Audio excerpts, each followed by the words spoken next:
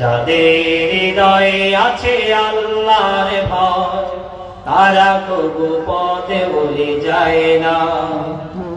আল্লাহর প্রেম ছাড়া এই দুনিয়ায় কারো কাছে কোনো কিছু চায় না। পেছনে ফিরেও তাকায় না।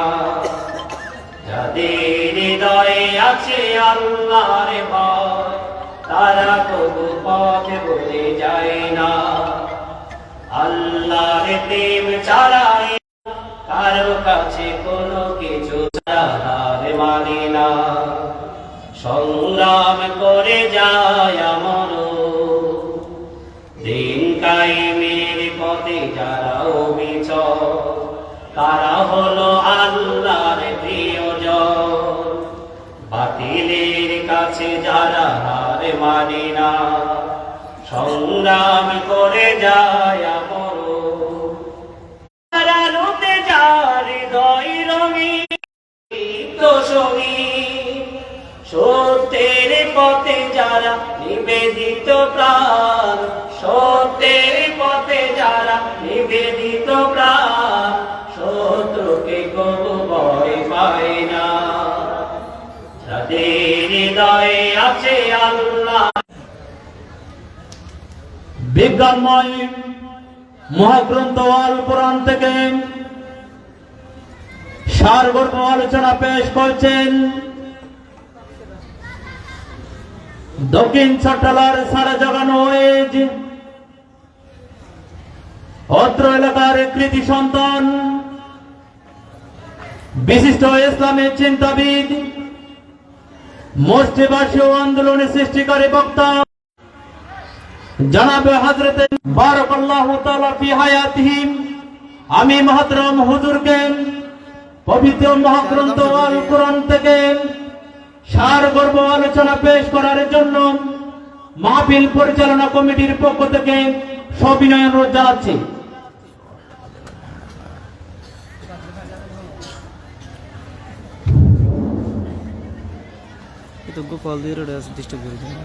السلام عليكم ورحمة الله وبركاته.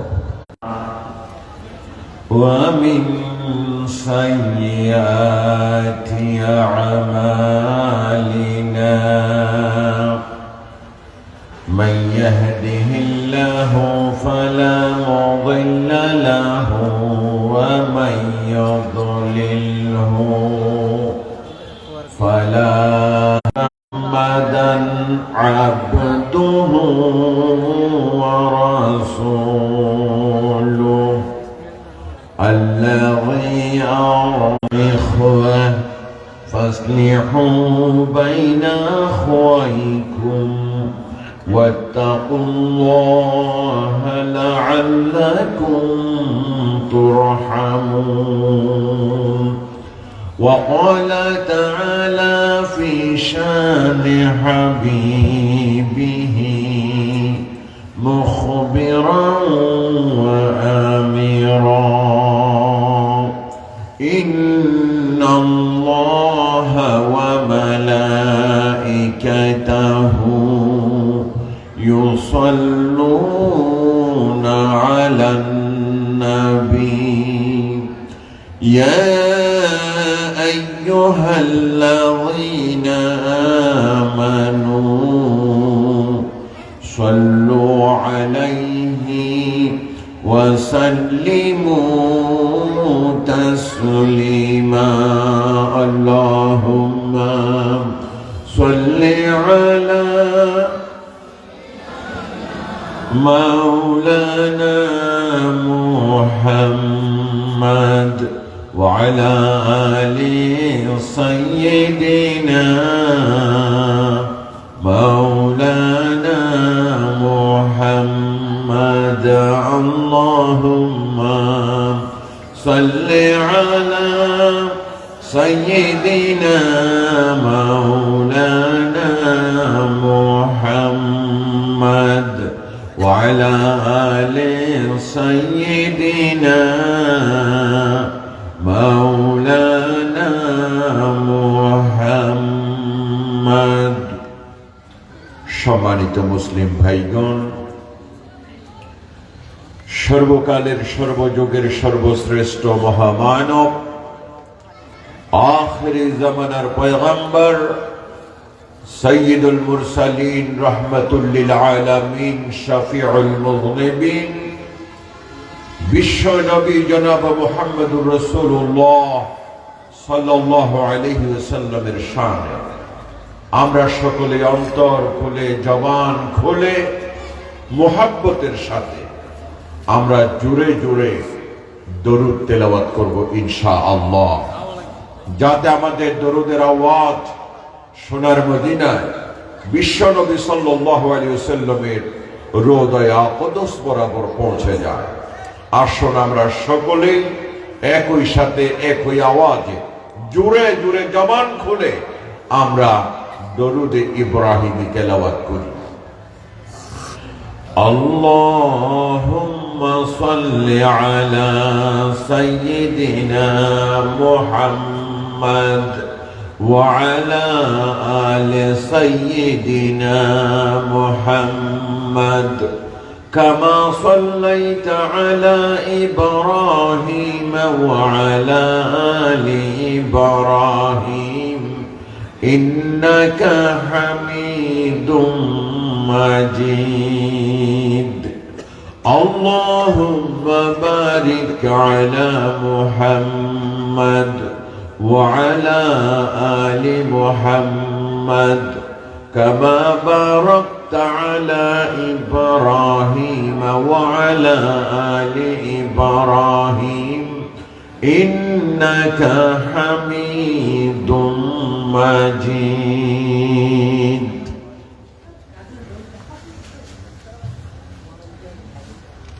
কক্সবাজার জেলার চকরিয়া উপজেলার অন্তর্গত ঐতিহ্যবাহী ইউনিয়ন খোটাখালীর ৬ নম্বর ওয়ার্ড পূর্বপাড়া ইসলামী সিরাত কমিটির উদ্যোগে আয়োজিত আজকের তাফসীরুল কুরআন মাহফিলের চলমান অধিবেশনে আমার পরম শ্রদ্ধেয় সভাপতি, খোটাখালী ইউনিয়নের বিশিষ্ট শিক্ষাবিদ, ওস্তাদুল আসাতিজা, প্রবীণ শিক্ষাগুরু, খোটাখালী কিশলয় আদর্শ শিক্ষা নিকেতনের সাবেক সহকারী প্রধান শিক্ষক, আমার শ্রদ্ধাস্পদ ব্যক্তিত্ব জনাব আলহাজ মাস্টার বাহাদুর হক সাহেব আতালাল্লাহু উমরা, আমরা সকলে বলি আমিন। আজকের মাহফিলের সম্মানিত প্রধান আলোচক, আন্তর্জাতিক খ্যাতি সম্পন্ন মুফাসসিরে কুরআন, বাংলাদেশের খ্যাতনামা বরেণ্য ইসলামী চিন্তাবিদ জনাব হযরতুল হাজ মাওলানা আব্দুল হাই মুহাম্মদ সাইফুল্লাহ সাহিব, বারাকাল্লাহু তাআলা ফি হায়াতিহি ওয়া ইলমিহি ওয়া আমালিহি, আমরা সকলে বলি আমিন। আজকের মাহফিলে আমার পূর্বে কথা বলেছেন আমার প্রিয় ছাত্র, অন্তর থেকে যাকে আমি দোয়া করি, নবীন ইসলামী আলোচক, তরুণ সমাজের অহংকার, হযরত মাওলানা মুহাম্মদ ইউনুস বিন নাজির সাহিব, প্রভাষক মমতাজুল উলুম ফরিদিয়া আলিম মাদ্রাসা, ইসলামাবাদ, কক্সবাজার। তার পূর্বে কথা বলেছেন আমার আরেক প্রিয় ছাত্র, পূর্বপাড়া জামে মসজিদের সম্মানিত খতিব জনাব হযরত মাওলানা হাফেজ সাঈদ আনসারী আতালাল্লাহু উমরা সহ সম্মানিত উলামায়ে কেরাম, আজকের মাহফিলের চলমান অধিবেশনে সম্মানিত প্রধান অতিথি, আমার পাশে উপবিষ্ট খোটাখালী ইউনিয়ন পরিষদের ৬ নম্বর ওয়ার্ডের দুইবার নির্বাচিত মেম্বার, আমার স্নেহধন্য ছোট ভাই জনাব আনোয়ার হোসেন সোহাগ সহ সম্মানিত অতিথিবৃন্দ, শিক্ষাবিদগণ, বিভিন্ন স্থানে ছড়িয়ে ছিটিয়ে থাকা মুসলমান ভাইগণ, আমার স্নেহধন্য ভালোবাসা প্রিয় আগামী দিনের ইসলামের জান্ডাবাহী আমার ছোট্ট ভাইরা, পর্দার অন্তরালে অবস্থানরতা আমার দিনদার ইমানদার আল্লাহওয়ালা শ্রদ্ধেয়া মুসলমান মা ও বোনেরা, আসসালামু আলাইকুম ওয়া রাহমাতুল্লাহি ওয়া বারাকাতুহু। আলোচনার শুরুতে বিশ্বজগতের রব, আমাদের সকলের মাবুদ আল্লাহ সুবহানাহু ওয়া তাআলার দরবারে আমরা শ্রদ্ধাবনত মস্তকে জবান খুলে শুকরিয়া আদায় করছি যে মহান আল্লাহ সুবহানাহু ওয়া তাআলা খোটাখালী ইউনিয়নের হাজার হাজার মানুষের মধ্য থেকে বাছাই করে আপনাদের মতো সৌভাগ্যবান মানুষগুলোকে এই মাহফিলে আসা বসার তৌফিক দান করেছেন। আমরা সে মহান মাবুদের দরবারে জোরে সোরে একবার কালিমাতুশ শুকর আদায় করছি। আমরা সকলে বলি আলহামদুলিল্লাহ। প্রশংসা আদায় করলাম কার? যে মহান রবের প্রশংসা আদায় করলাম, সে মহান রবের সর্বশ্রেষ্ঠ কালাম, সর্বশেষ আসমানি কিতাব মহাগ্রন্থ কুরআনুল কারীমের অন্যতম সূরা সূরাতুল হুজুরাতের 10 নম্বর আয়াত আমি আপনাদের সামনে তেলাওয়াত করেছি। আল্লাহ সুবহানাহু ওয়া তাআলা যদি আমার উপরে রহমত করেন, আপনারাও যদি দোয়া করেন, সহযোগিতা করেন, আমার এই অল্প সময়ের ভিতরে তেলাওয়াতকৃত আয়াতের আলোকে কিছু গুরুত্বপূর্ণ কথা বলার জন্য চেষ্টা করব ইনশাআল্লাহ। আল্লাহ রাব্বুল আলামিনের দরবারে বিনীত কণ্ঠে প্রার্থনা করি আল্লাহ তাআলা আমাদের সকলের হেদায়েতের জন্য, জানার জন্য, বোঝার জন্য, মানার জন্য যেই কথাগুলো বলা সবচেয়ে বেশি প্রয়োজন, সেই কথাগুলো যেন এই অধম গোলামের জবান থেকে আল্লাহ তাআলা বের করে দেন। সকলে বলুন আমিন। সম্মানিত ভাইগণ, আসলে কোটাখালীর ময়দান বা আশেপাশের ময়দানগুলো আমাদের জন্য,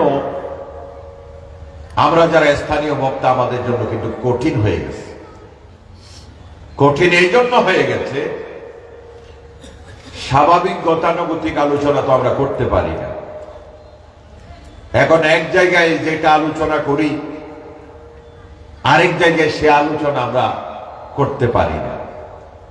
নতুন আলোচনা যদি করতে হয়, নতুন নতুন বিষয় বের করতে হয়, নতুন নতুন কষ্ট, গবেষণা, চিন্তা আমাদের করতে হয়।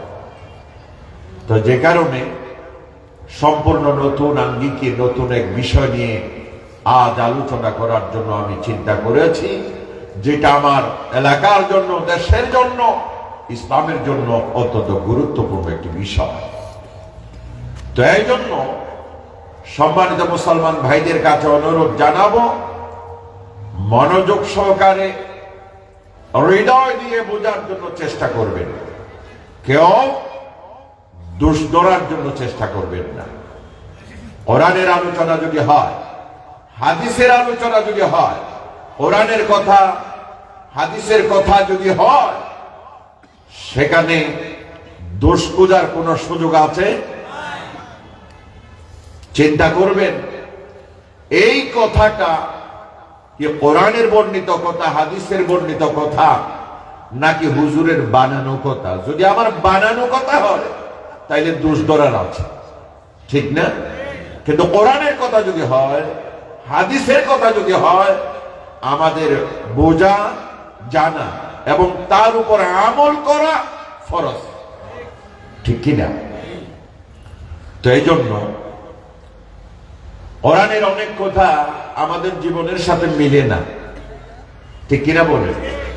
হাদিসের অনেক কথা আমাদের জীবনের সাথে, পরিবারের সাথে, সমাজের সাথে মিলে না।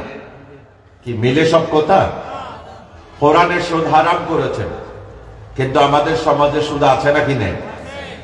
তো এখন সমাজের সাথে এই আয়াতের পরিপূর্ণ মিল খুঁজে পাওয়া যায় না, ঠিক কিনা?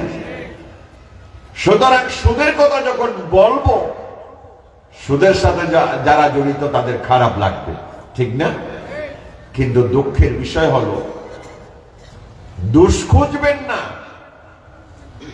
বরং চিন্তা করবেন এই আলোচনা কোরআনের, এই আলোচনা হাদিসের, এই কথা আল্লাহর, এই কথা রসুলের, ঠিক কিনা কর?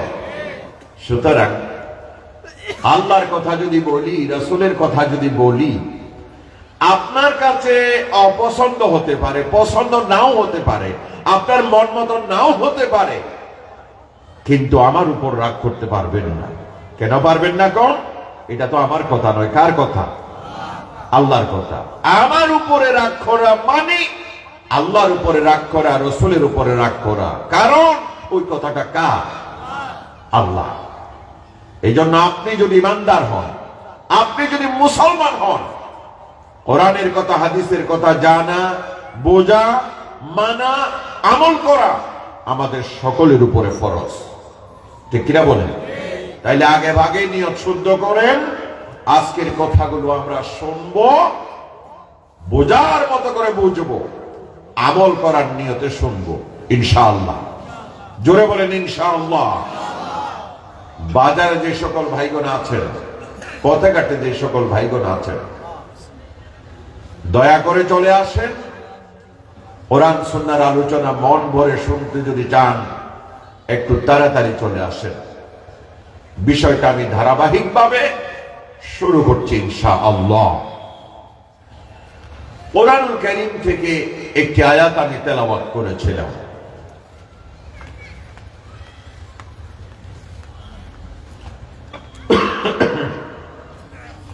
কোরআনুল কারীম থেকে একটি আয়াত তেলাওয়াত করেছিলাম। কোন সূরা থেকে বলেন তো? সূরাতুল হুজুরাত। কয়েকজনে বলেছেন, আবারও বলছি, সূরাতুল হুজুরাত। কত নম্বর আয়াত? 10 নম্বর আয়াত। আগে তার সরল অর্থ তরজমা আমি বলে ফেলি।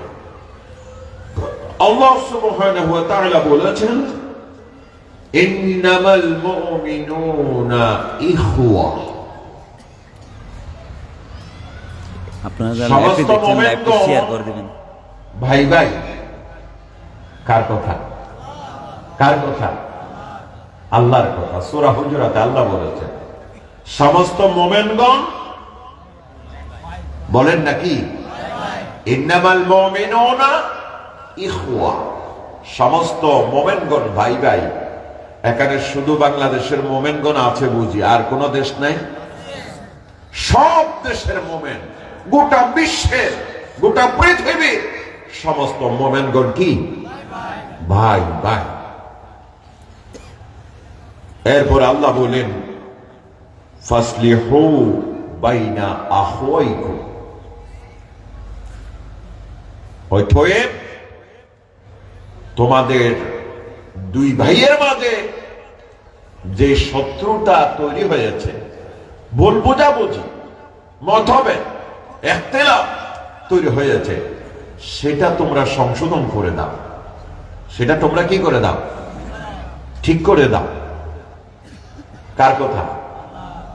আল্লাহর কথা।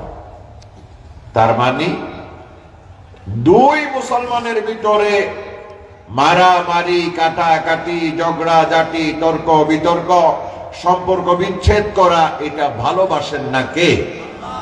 আল্লাহ। যখন মুমিনেরা একই পিতার, একই মাতার সন্তানের মতো এক হয়ে যায়, আল্লাহর কাছে কিন্তু বড়ই পছন্দের, ঠিক কিনা কর? সুতরাং মুমিনদের মাঝে আজ ইখতিলাফ তর্ক বিতর্ক আছে নাকি নাই? মারামারি কাটাকাটি ভুল বোঝাবুঝি যুদ্ধ বিগ্রহ মামলা মোকদ্দমা আছে নাকি নাই? আচ্ছা, মুসলমানদের মাঝে কি কি আছে? কিছু অংশ আওয়ামী লীগ, কিছু অংশ বিএনপি, কিছু অংশ জামাত, কিছু অংশ জাতীয় পার্টি, কিছু অংশ হেফাজত, নানা ধরনের রাজনৈতিক দলে আজ মুসলমানরা বিভক্ত, ঠিক কিনা? তারপর আর কি কি আছে বলেন? ধনী গরিব, ধনী গরিব। ধনীদের সাথে গরিবেরা মিশতে পারে না। ধনীরা যেখানে বসবে গরিব সেখানে বসতে পারবে না। পার্থক্য আছে নাকি নাই? লাল কালো, লাল কালো মানুষ, হিংসা বিদ্বেষ আছে নাকি নাই? আছে। লম্বা বেটে, বেটে মানুষ বলে লম্বা মানুষ তাকে হিংসা করে, ঠিক কিনা? রাজা প্রজা, আঞ্চলিকতা, পূর্ব পাড়া পশ্চিম পাড়া, বাঘ, ঠিক কিনা? কোন এমনি হইলে মিলেমিশে ঝগড়া একটা হইলে মাত্র আর নিয়ে এমনি বুঝে না পূর্ব পাড়া পশ্চিম পাড়া আলাদা, ঠিক কিনা? পূর্ব পাড়া নোয়াপাড়া আলাদা, কুটাকালী বহলতলি আলাদা। এই জিনিসটা আমাদের দেশে, আমাদের সমাজে, রাষ্ট্রে আছে নাকি না? অথচ আল্লাহ সুবহানাহু ওয়া তাআলা তিনি কি বলছেন? ফাসলিহু বাইনা আখওয়াইকুম, তোমাদের ভাইদের মাঝে ইখতিলাফ, মতানৈক্য, মতপার্থক্য, হিংসা, বিদ্বেষ, ত্রুটি, বিচ্যুতি যা সৃষ্টি হয়েছে, হে ইমানদারগণ, তোমাদের উচিত সংশোধন করে দেওয়া। কি করে দেওয়া? মিলিয়ে দেওয়া, মিশিয়ে দেওয়া, বিরোধ দূর করে দেওয়া। কার কথা? আল্লাহর কথা। এরপর আল্লাহ সুবহানাহু ওয়া তাআলা এই আয়াতে বলছেন, ওয়াত্তাকুল্লাহ, হে মুমিনগণ, আল্লাহকে ভয় করো, আল্লাহকে ভয় করো। মারামারি করো, কাটাকাটি করো, ইখতিলাফ করো, রাজনীতি করো, আঞ্চলিকতা দেখাও, ধর্মীয় বিদ্বেষ, লাল কালোর বিদ্বেষ, ধনী গরিবের বিদ্বেষ, উঁচু নিচুর বিদ্বেষ, এই যে তোমাদের ভিতরে হিংসা বিদ্বেষ, সব কিছু ভুলে গিয়ে বান্দা আল্লাহকে ভয় করো, আল্লাহকে ভয় করো। লাআল্লাকুম তুরহামুন, তাহলেই তোমাদের উপর রহমত নাজিল করবে কে? আল্লাহ। অন্যথায় আল্লাহর রহমত থেকে তোমরা বিচ্ছিন্ন হয়ে যাবে, আল্লাহর রহমত থেকে তোমরা মাহরুম হয়ে যাবে। আমরা সকলে আল্লাহর রহমত চাই কি চাই না? চাই কি চাই না? আল্লাহর রহমত যদি না হয়, আমাদের নামাজ, রোজা, আমাদের হজ, যাকাতে কোনো কাজ দেবে না। কি গুরুত্বপূর্ণ কথা, আপনি ভালো করে খেয়াল করেন। আল্লাহ রাসূল বললেন, আল্লাহ তাআলার রহমত ছাড়া কোন বান্দা আল্লাহর আযাব থেকে, আল্লাহর ধরা থেকে পার পাবে না। যদিও সে নামাজ পড়ে, যদিও সে রোজা রাখে, যদিও সে ইসলামের নানা বিধানগুলো পালন করে, কিন্তু আল্লাহ যদি রহমত না করে, আল্লাহর ধরা থেকে সে পার পাবে না। সাহাবায়ে কেরাম জিজ্ঞেস করলেন, ইয়া রাসূলুল্লাহ, আপনিও কি পার পাবেন না? আল্লাহ যদি রহমত না করে, আপনি রাসূল হওয়ার পরেও আপনি কি পার পাবেন না? আল্লাহর রাসূল জবাব দিলেন, না, আল্লাহ যদি তার রহমত দ্বারা আমাকে পরিবেষ্টন না করে, আমি রাসূল আল্লাহর ধরা থেকে পার পাবো না। সুবহানাল্লাহ। আল্লাহ যদি রহমত না করে, স্বয়ং রাসূল আল্লাহর ধরা থেকে পার পাবে না। এই জন্য রহমত লাগবে কার? রহমতের দরকার আছে নাকি নাই? রহমত ছাড়া যেখানে নবী পার পাবেন না, তাইলে আমরা কি পার পাবো? এই জন্য আল্লাহ বলেন, বান্দা আল্লাহর রহমত যদি পেতে চাও, তাইলে মুসলমানদের ভিতরে, ইমানদারদের ভিতরে যে ইখতিলাফ, শত্রুতা, বিদ্বেষ, নানা কারণে সব বিবাদ, বিদ্বেষ, অহংকার, হিংসা, শত্রুতা সব তোমরা সংশোধন করে দাও। কারণ তোমরা ভাই ভাই। তোমরা কি ভাই ভাই।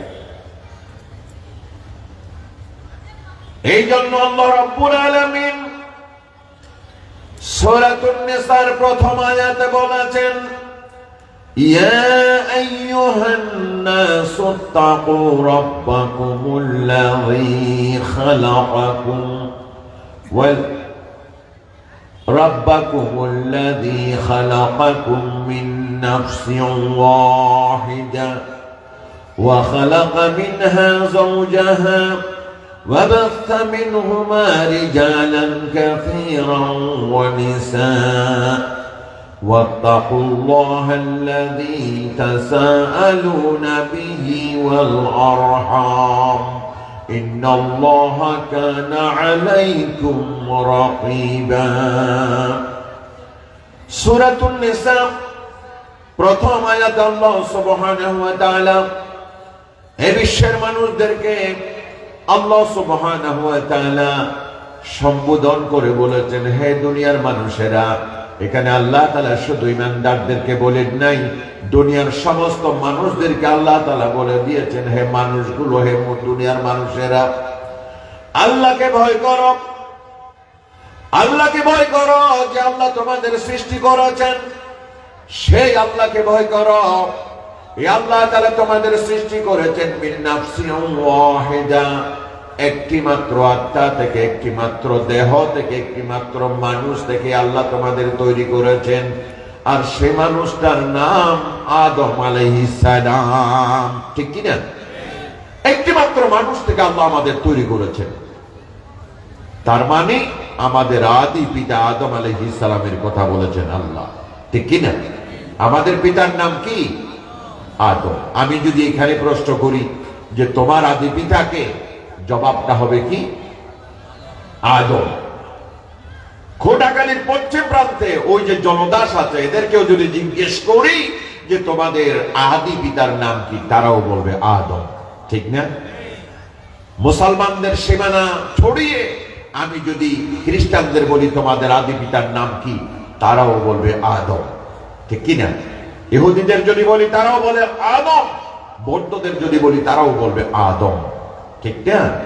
তার মানে সারা দুনিয়া সমস্ত মানুষ এক মানুষ থেকে তৈরি করেছেন আল্লাহ, যার নাম হলো আদম আলাইহিস সালাম।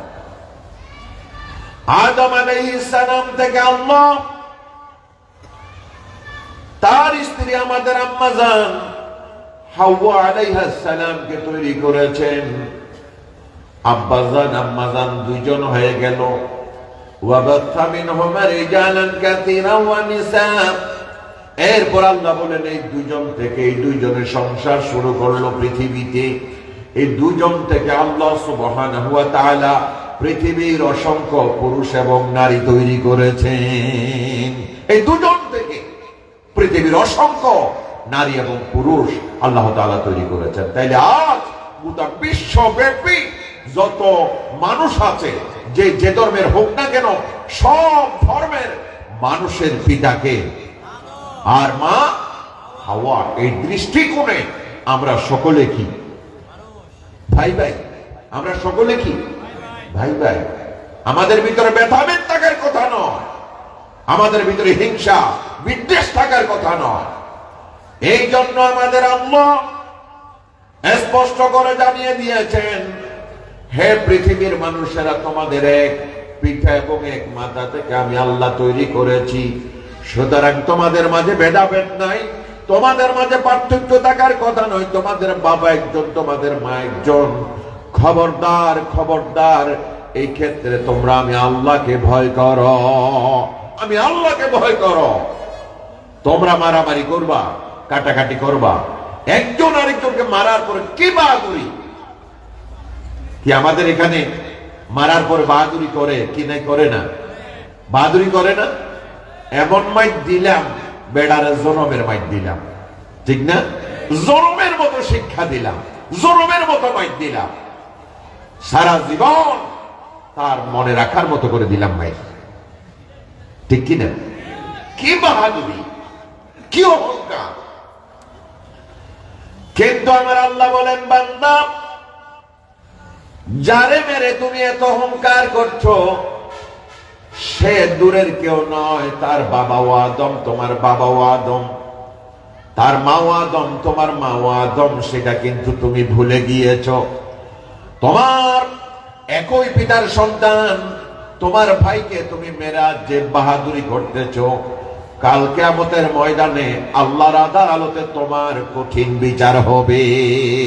এই জন্য আমার আল্লাহ বলেন, ইয়া আইয়ুহান নাসুত্তাকু রাব্বাকুম, হে দুনিয়ার মানুষ, এত বাহাদুরি করো না, ভাইকে মেরে এত বাহাদুরি করো না। আসলে দূরের কাউকে তুমি মারো নাই, দূরের কারো রক্ত তুমি ঝরাও নাই, দূরের কারো জীবন তুমি হানি করো নাই।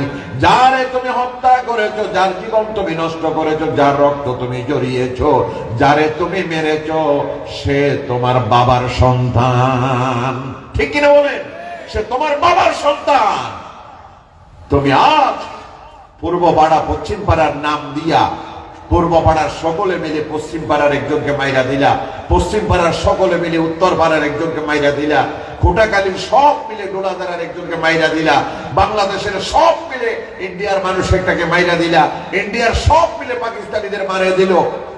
কিন্তু আল্লাহ বলেন, মানব, তুমি চিন্তা করো, মারার আগে তার বাবাও আদম, তোমার বাবাও আদম, তার মাও হাওয়া, তোমার মাও হাওয়া, একই পিতামাতার সন্তান হয়ে দুনিয়াতে কিন্তু তোমরা বিরাট অঘটন তৈরি করছো, ঠিক কিনা? এই জন্য আল্লাহ রাসূল বলেন, মিথ্যা কথা সকল পাপের মূল, আল খিযবু উম্মুজ যুনুব, মিথ্যা কথা সমস্ত পাপের মূল। মিথ্যা কথা বলা যাবে না, মিথ্যা কথা কবিরা গুনাহ। কারণ একটা মিথ্যা কথা যদি বলেন, ওই মিথ্যাকে প্রতিষ্ঠিত করার জন্য আরো 10টি মিথ্যা কথা বলা লাগে, লাগে না? আমাদের, আমরা তো টিচারি করি, স্যার তো বুঝবেন, ছেলেটা গতকাল আসে নাই, তারে দাঁড় করাই, আমি দাঁড়া, গতকাল কেন আসস নাই? সে কি বলল? স্যার আমার অসুখ ছিল। স্যার আমার কি ছিল? অসুখ ছিল। 1 নম্বর মিথ্যা কথা বলে ফেলছে, 1 নম্বর মিথ্যা কথা বলে দিছে। চিকিৎসা করছো? হ্যাঁ স্যার চিকিৎসা করছো। কোন ডাক্তারের কাছে করছো বলো? কোন ডাক্তারের কাছে করছো? ডাক্তার একজনের নাম বলে দিল, আরেক মিথ্যা কথা। প্রেসক্রিপশন আছে? স্যার আছে, আরেক মিথ্যা কথা। তাইলে আগামীকাল আনিও। বাচ্চা গেছে, পরের দিন সে মায়ের ডরে আর আসেও না। তাইলে একটা মিথ্যা কথাকে প্রতিষ্ঠিত করার জন্য আরো কত মিথ্যা কথা বলা লাগে, ঠিক না? এই জন্য আল্লাহ রাসূল সাল্লাল্লাহু আলাইহি ওয়াসাল্লাম বলছেন, মিথ্যা বলা সব পাপের মূল, সব পাপের মা হলো মিথ্যা কথা। মিথ্যা বলবেন না, মিথ্যা কথা বলা জায়েজ নাই, মিথ্যা বলবেন না। কিন্তু আল্লাহ রাসূল বলেন, মিথ্যা কথা কবিরা গুনাহ, জঘন্য গুনাহ। তারপরেও 3 জায়গায় মিথ্যা কথা বলা জায়েজ আছে। কয় জায়গায়? কয় জায়গায়? 3 জায়গায় মিথ্যা কথা বলা জায়েজ আছে। তার মাঝে একটি জায়গা হলো যুদ্ধের ময়দান। কোথায় বলে? যুদ্ধের ময়দান। মুসলমান এবং অমুসলমানদের মাঝে যুদ্ধ শুরু হয়ে গেছে, কাফির এবং মুসলমানের মাঝে যুদ্ধ লেগে গেছে, মারাত্মক ভাবে যুদ্ধ চলছে। এমন সময় মুসলমান সেনাপতি অথবা মুসলমান সৈন্যরা মিলে বলল, জোরে মারো, আরো জোরে মারো। কাফিরের সেনাপতি নিহত হয়ে গেছে, মারা গেছে, সুতরাং এরা এখনই পলায়ন করবে, জোরে জোরে মারো। আসলে কাফিরের সেনাপতি মারা যায় নাই, তারপরে বলল কাফিরের সেনাপতি মারা গেছে, এর পেছনে কারণ হলো কাফিরের সেনাপতি মারা গেছে। এই কথা যদি বললে মুসলমানদের ইমানি শক্তি আরো বেড়ে যাবে, ঠিক কিনা কোন? নেতা যেহেতু মারা গেছে সুতরাং জোরে মারো, এরা ঠিকতে পারবে না, ঠিক কিনা কোন? মুসলমানদের সাহস বৃদ্ধির জন্য যুদ্ধের ময়দানে মিথ্যা কথা বলা কি আছে? জায়েজ আছে। 2 নম্বরে আরেক জায়গায় মিথ্যা কথা বলা জায়েজ আছে। স্বামী তার স্ত্রীর ভালোবাসা পাওয়ার জন্য, স্বামী স্ত্রীর মহাব্বত বৃদ্ধির জন্য মিথ্যা কথা বলা জায়েজ আছে।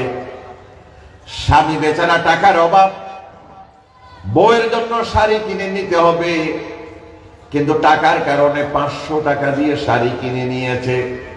কিন্তু বউকে যদি বলে 500 টাকার শাড়ি, বউ মন খারাপ করবে, চেহারা কালো করবে, বেজার হবে। পাশের বাড়ির ভাবি 1200 টাকা দিয়ে শাড়ি কাপড় কিনে নিছে, আর আমার জামাই আমার জন্য আনছে মাত্র 500 টাকা দিয়া। কয় কি কয় না? পাশের বাড়ির ভাবি শাড়ি কিনে আনছে তার জামাই 1200 টাকা দিয়া, আর আমার জামাই আমার জন্য কিনে আনছে কয় টাকা দিয়া? মাত্র 500 টাকা দিয়া। মন খারাপ। এই জন্য স্বামী চিন্তা হলো বউরে কিভাবে রাজি করা যায়। রাজি করার জন্য বলল যে এই শাড়ির দাম 1250 টাকা। কত? কোটাকালি। ওই পাশের বাড়ির ভাবির শাড়ি চাইতে আরো 50 টাকা বেশি।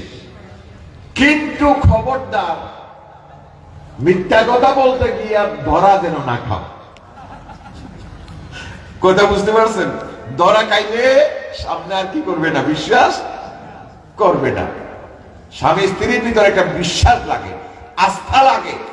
আস্থা যদি কোনো কারণে হারিয়ে ফেলে তখন আবার আস্থা অর্জন করা কঠিন হয়ে যায়, ঠিক কিনা গো?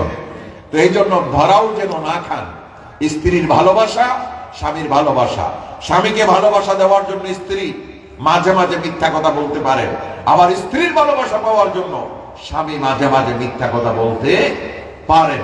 তবে নিয়ত থাকতে হবে স্বামী স্ত্রীর ভিতরে মহব্বত বৃদ্ধি করার নিয়ত। কথা বোঝা গেছে? আর 3 নম্বরে যে জায়গায় মিথ্যা কথা বলা যায় সেটা হলো 2 মুসলমানের ভিতরে সংশোধনের জন্য। 2 মুসলমানের ভিতরে কি? সংশোধনের জন্য। হয়তো 2 জন মুসলমান অথবা 2 পক্ষ, 2 গোষ্ঠী, এমনও হইতে পারে। 2 জন মুসলমানের ভিতরে ঝগড়া হলো, 2 জন মুসলমানের ভিতরে মামলা মোকদ্দমা চলছে। 2 জন মুসলমান একজন আরেকজনের নাম শুনতে পারে না, একজন আরেকজনকে মারবে, একজন আরেকজনকে পছন্দ করে না। শত্রুতা দিন দিন বেড়ে যাচ্ছে। মামলা একটার পর 2টা হয়, 2টার পরে 3টা হয়। একজন আরেকজনের সাথে এমন ভাবে লেগে গেছে কেউ কারে ছাড়ে না। এই অবস্থা আছে নাকি নাই? অবস্থা এমন হয় যে মুসলমানগণ একজন আরেকজনের সাথে শত্রুতা তৈরি করে ফেলে। ওই শত্রুতা 2 জন মানুষের ভিতরে হতে পারে, অথবা 2টি গোষ্ঠীর ভিতরে হতে পারে, অথবা 2টি এলাকার ভিতরে হতে পারে, অথবা 2টি দেশের ভিতরে হতে পারে।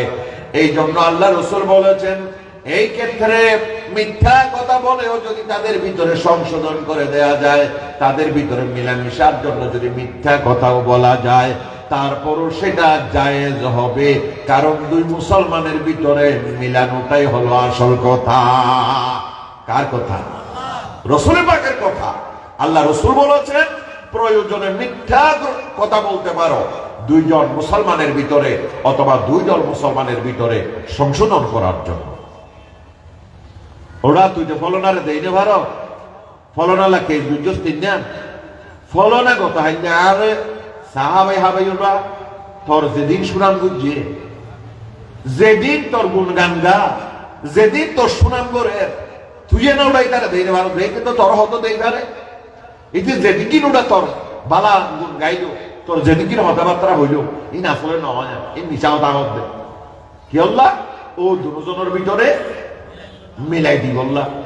এখন এতে গরজ যায় মনে মনে চিন্তা করি গোবরে হর হদাই যা ফলনা হতজ্ঞ হইয়ে দেখেন আই ফলনা মামলা 1 করলাম 2 করলাম, অথচ তো এখনো আর কি করে সুনাম করে আরে বলে দেই পারে। আর যেদিন সুনাম করছে বলি হয় তো এখন বউও কেমন হইল দুনিয়ায় রাখবে কিন্তু অনত্য না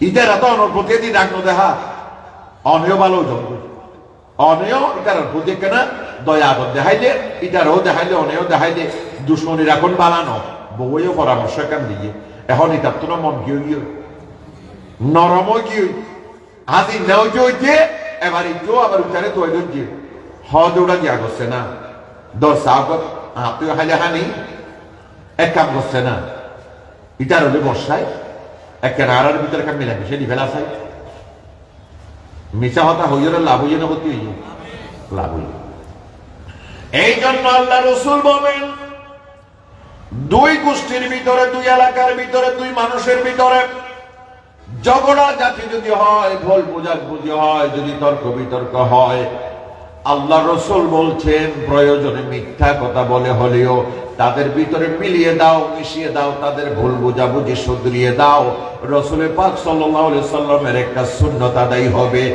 আর এই সুন্নাত আদায় করার কারণে আপনি মিথ্যা কথার কারণে গুনাহগার হবেন না বরং ওই মিথ্যা কথার কারণে আল্লাহ তাআলা আপনাকে আমলনামায় সওয়াব দিবেন এই জন্য মুসলমানদের ভিতরে ইখতিলাফ থাকা যাবে না মুসলমানের ভিতরে ভুল বোঝাবুঝি থাকা যাবে না আমরা সকলে ভাই ভাই আমরা সকলে কি ভাই ভাই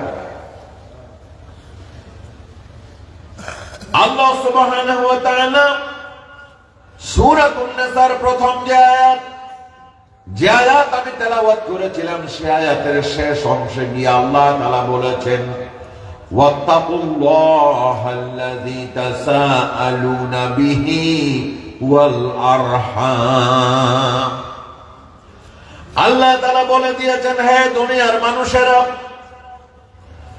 আরহামের ব্যাপারে ভয় করো আরহামের ব্যাপারে ভয় করো আত্মীয়তার সম্পর্ক রক্ষার ক্ষেত্রে ভয় করো কারণ তোমাদের বাবা এক তোমাদের মা এক যদি ভালো করে গবেষণা করে দেখো খোঁজ খবর নিয়ে দেখো একজন আরেকজনের আত্মীয় হয়ে যায় যদি আত্মীয় তার কোনো লাইন খুঁজে নাও পাও তারপরও চিন্তা করো তার বাবাও আদম তোমার বাবাও আদম তার বাবা তার মা হাওয়া তোমার মাও হাওয়া অথবা দেখবে তোমরা পরস্পর একজন আরেকজনের আত্মীয় হয়ে গেছো সুতরাং এই আত্মীয়তার বন্ধন মুসলমান তোমরা ছিন্ন করো না আল্লাহ বলেছেন ইমানদার তোমরা ভাই ভাই খবরদার সম্পর্ক ছিন্ন করো না খবরদার সম্পর্ক ছিন্ন করো না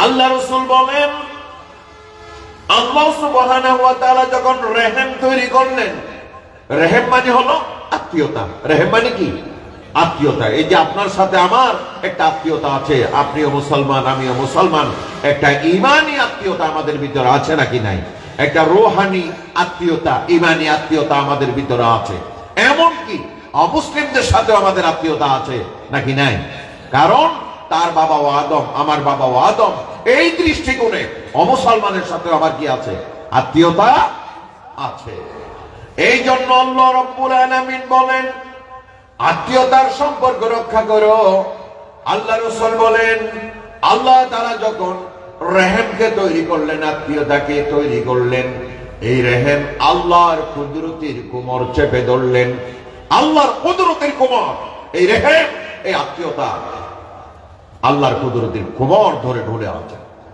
আল্লাহ তাআলা বললেন রহিম আমি আল্লাহর কুদরতের কোমর ধরে তুমি ঝুলে আছো কা রহিম আল্লাহর কাছে বলল আল্লাহ আমাকে তুমি তৈরি করেছো দুনিয়ার মানুষের জন্য মানুষের কাছে আমাকে পাঠানোর জন্য তুমি তৈরি করেছো আল্লাহ দুনিয়ার মানুষের কাছে আমাকে পাঠাইও না আমি দুনিয়ার মানুষের কাছে যাইতে চাই না কারণ দুনিয়ার মানুষ একজন আরেকজনের সাথে সম্পর্ক যখন ছিন্ন করে আমি রহিম তখন কষ্ট পেয়ে যাই আমি রহিম আমি আত্মীয়তা তখন কষ্ট পাই আপনারা বলেন তো আপনাদের মাথা থেকে পা পর্যন্ত একটি শরীর ঠিক না আমাদের মাথা থেকে পা পর্যন্ত শরীর কয়টা একটা এখানে কেউ এসে যদি কূপ মেরে আমার হাত ছিন্ন করে নিয়ে যায় আমি কি কষ্ট পাবো না আপনাদের পা যদি কেউ ছিন্ন করে নিয়ে যায় কষ্ট পাবেন কিনা এই একটা শরীর থেকে একটা হাত অথবা পা একটা অথবা আঙ্গুল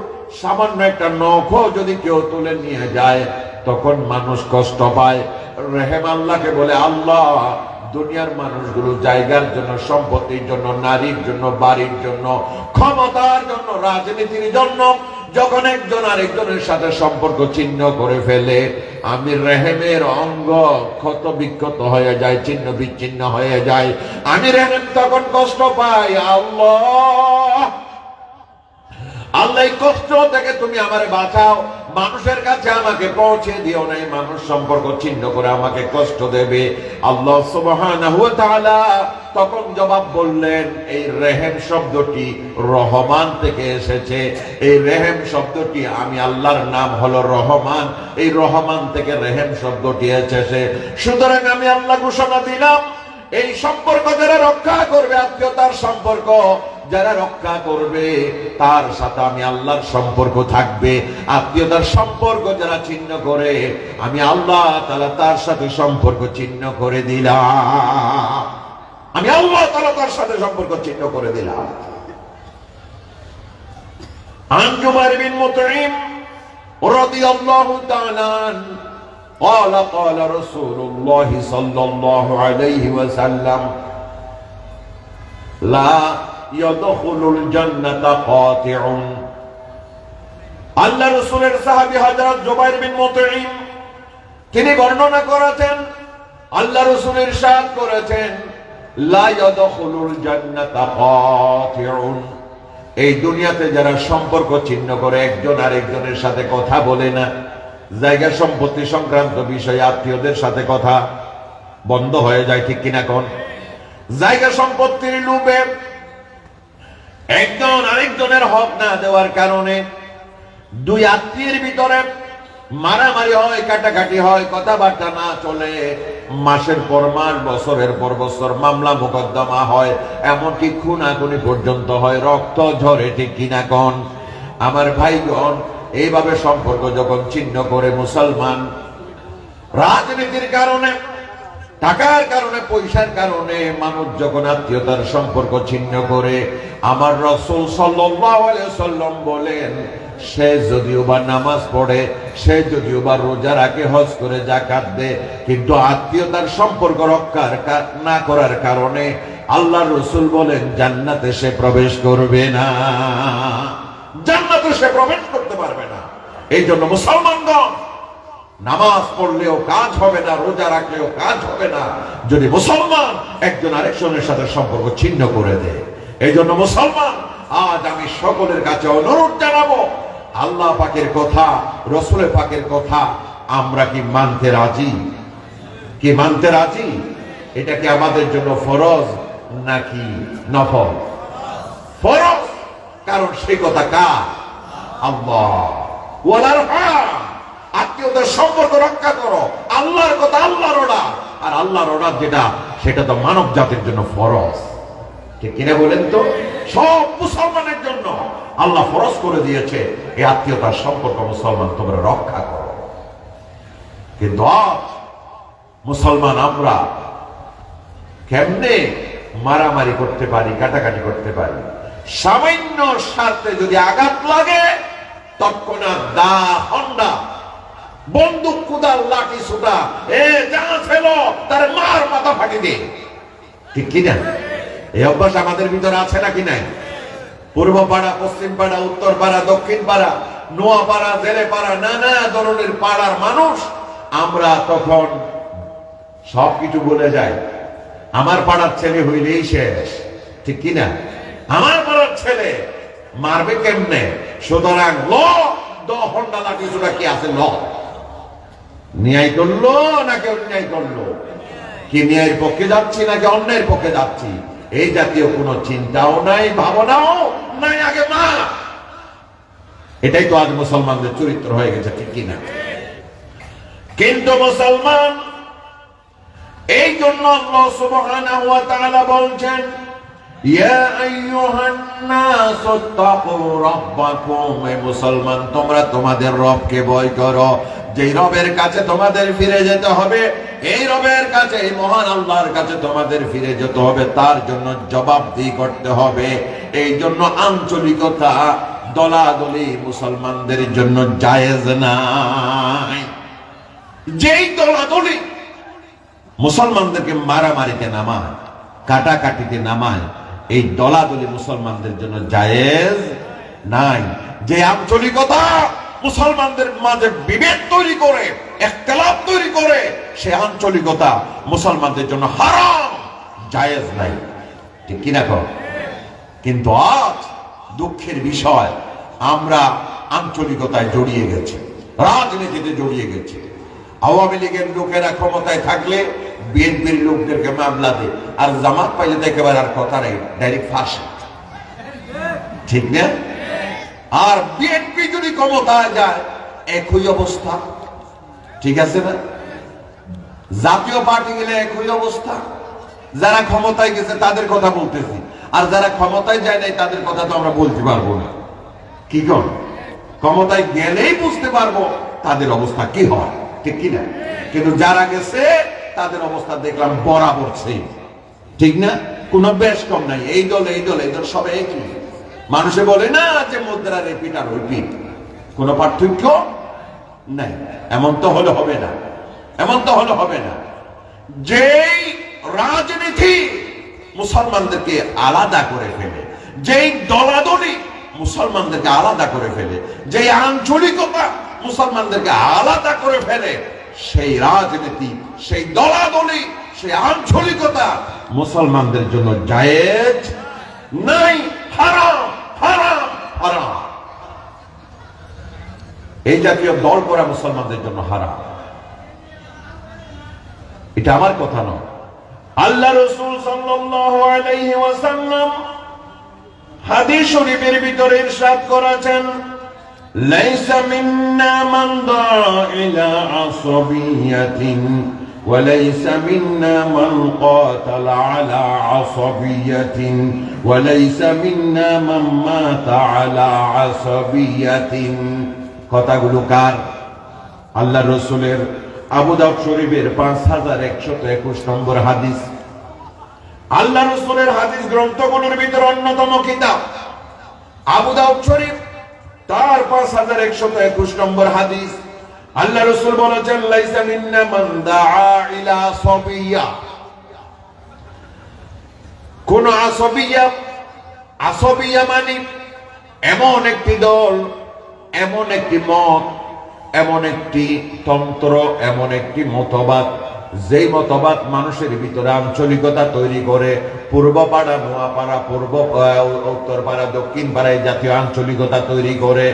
যেই মতবাদ বাংলাদেশি, পাকিস্তানি এইভাবে মতবাদ তৈরি করে, বাংলাদেশের মুসলমানরা গুলি চালায় পাকিস্তানের মুসলমানের উপরে, অথচ এরাও মুসলমান, ওরাও মুসলমান। ঠিক কিনা বলেন?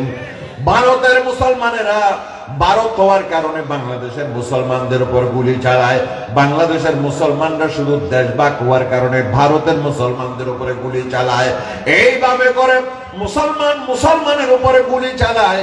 এই যে মতবাদ, এই যে তন্ত্র, এটাকে বলা হয় আসবিয়া। এই আসবিয়ার কারণে মানুষ ন্যায় অন্যায় পরখ করে না, মানুষ একজন আরেকজনকে মারে, যদিও বা সে মুসলমান, আরেক মুসলমানের বুকে গুলি চালায়। ঠিক কিনা কর? দলের কারণে, দলের কারণে এক মুসলমান আরেক মুসলমানের উপরে গুলি চালায়, নির্যাতন চালায়। ঠিক কিনা কর? আপনারা এই যে গত জুলাইয়ের আন্দোলনে আপনারা দেখলেন না, পুলিশের গাড়ির উপরে কত জুলুম হতে পারে। পুলিশের গাড়ির উপরে একটা মুসলমানের সন্তান, তারে মেরে, তখনও কিন্তু জীবিত, আহত অবস্থায় গাড়ির উপরে নেওয়া হলো। কিছু দূর যাওয়ার পরে পুলিশ তার প্যান্ট ধরে টেনে, এমনকি তার লজ্জাস্থান পর্যন্ত দেখা যাচ্ছে। ঠিক কিনা? গাড়ি থেকে নামাই তারে এমন ভাবে আছাড় মারল। নাউযুবিল্লাহি মিন যালিক। মুসলমান কোথায় গেছো তুমি? মুসলমান, মুসলমান তোর ঈমান কোথায় গেল? রাজনীতির কারণে আজ তুমি একজন মুসলমানের সন্তানকে আহত করেছো, গাড়ির উপরে তুলেছো, বেহুশ অবস্থায়, তার প্যান্ট ধরে টেনে তার রাস্তার উপরে। মানুষ এভাবে কুকুরকেও মারবে না। ঠিক কিনা কর? আফসোস, এভাবে মুসলমান তুমি আজ মুসলমানের উপরে নির্যাতন চালাচ্ছ রাজনীতির কারণে, পার্টির কারণে। এটাকে বলা হয় আসবিয়া, এটাকে বলা হয় দলাদলি, এটাকে বলা হয় পক্ষপাতিত্ব। ঠিক কিনা কর?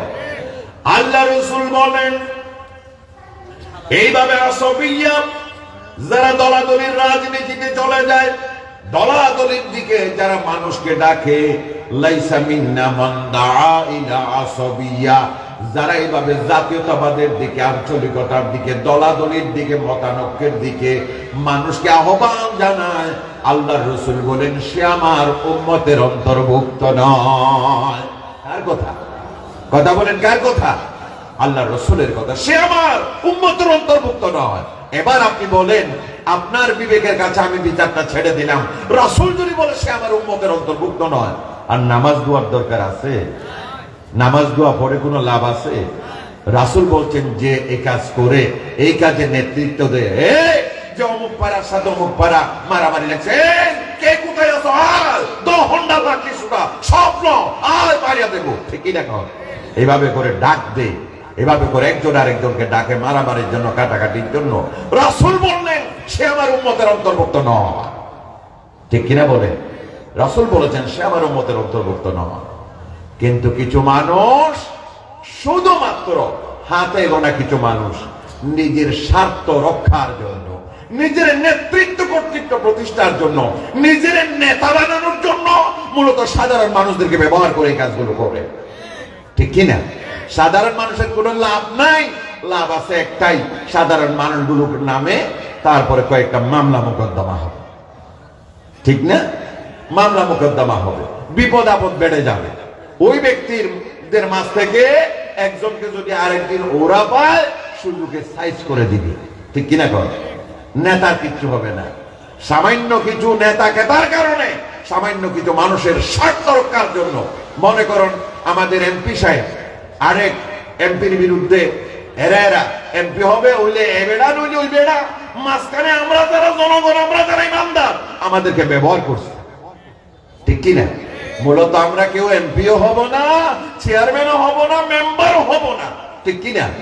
কিন্তু আমাদের ব্যবহার করেছে তারা। এই জন্য মুসলমান, তোমার মাথায় হুঁশ থাকা দরকার, তোমার মাথায় ব্রেইন থাকা দরকার। কারণ আল্লাহ রাসূল বলেছেন যে ব্যক্তি এইভাবে করে আসবিয়াতটা, দলাদলির দিকে, সাম্প্রদায়িকতার দিকে, আঞ্চলিকতার দিকে মানুষকে নিয়ে যায়, আল্লাহ রাসূল বলেন সে আমার উম্মতের অন্তর্ভুক্ত নয়।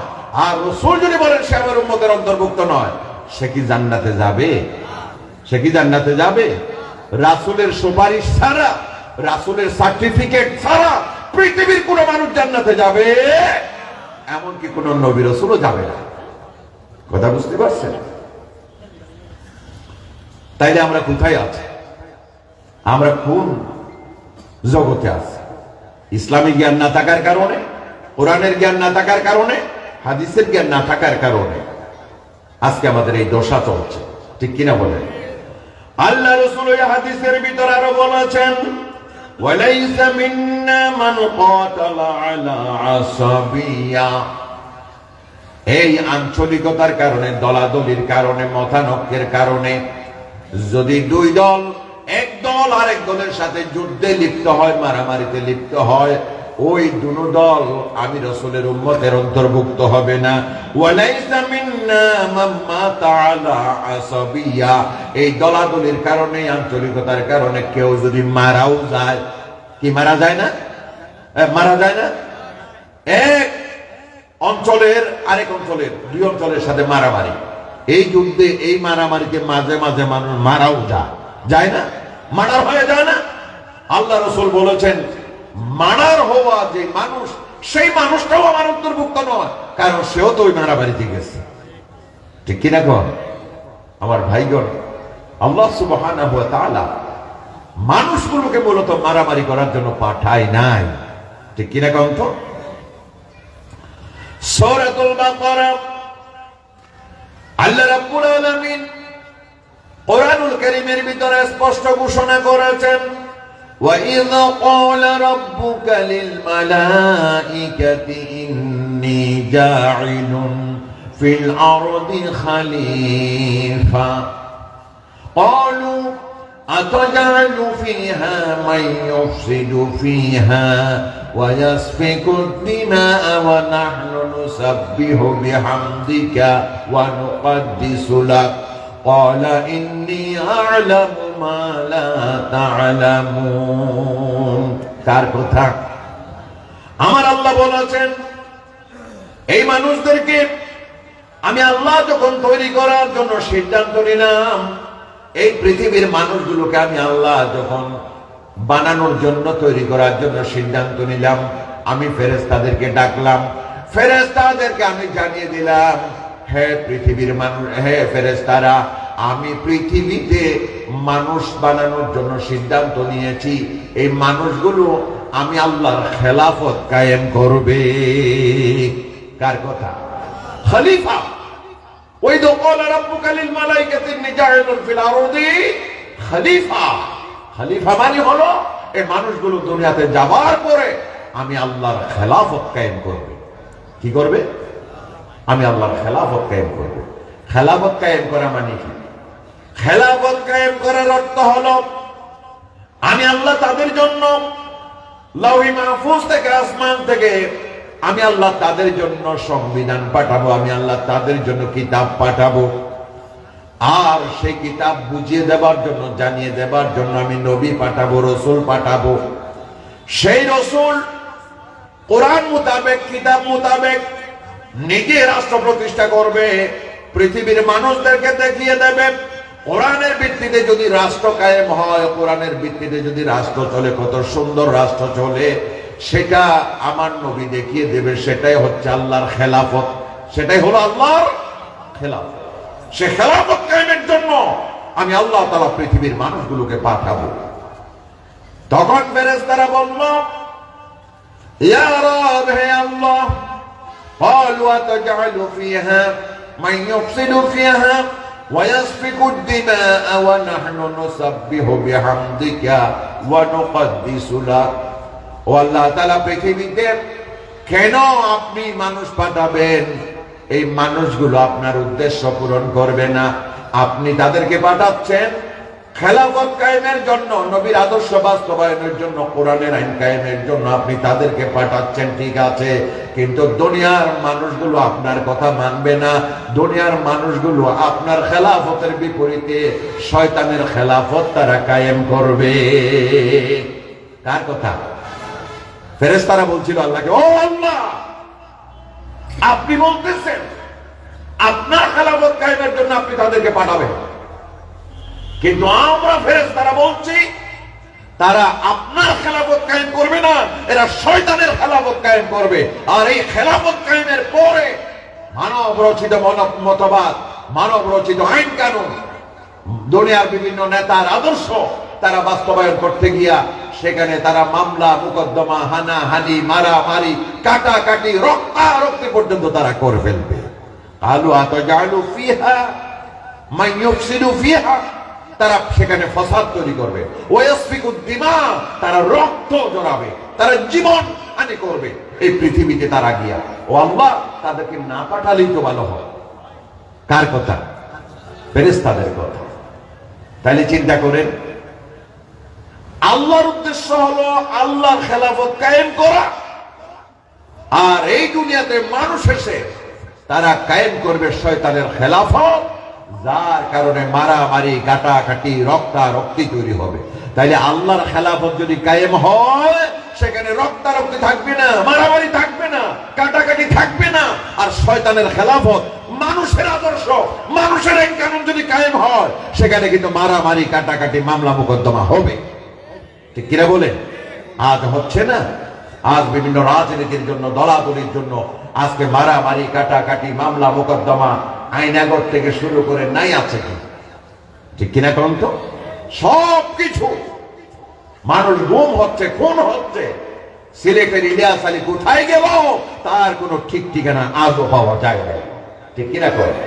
পেছনে কারণ সব মানব রচিত আইন কানুন, মানুষের খেলাফত তৈরি হচ্ছে।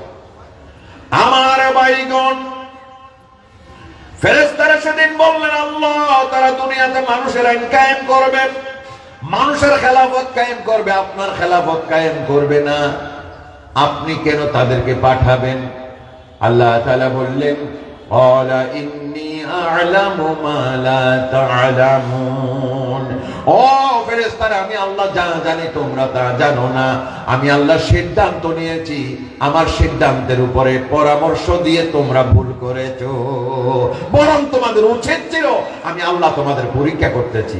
কারণ তোমাদের একটা কথা চিন্তা করা দরকার, আমি আল্লাহ সিদ্ধান্ত নিয়েছি, এই কথা বলার পরে আর পরামর্শ দেওয়ার কোনো সুযোগ নাই।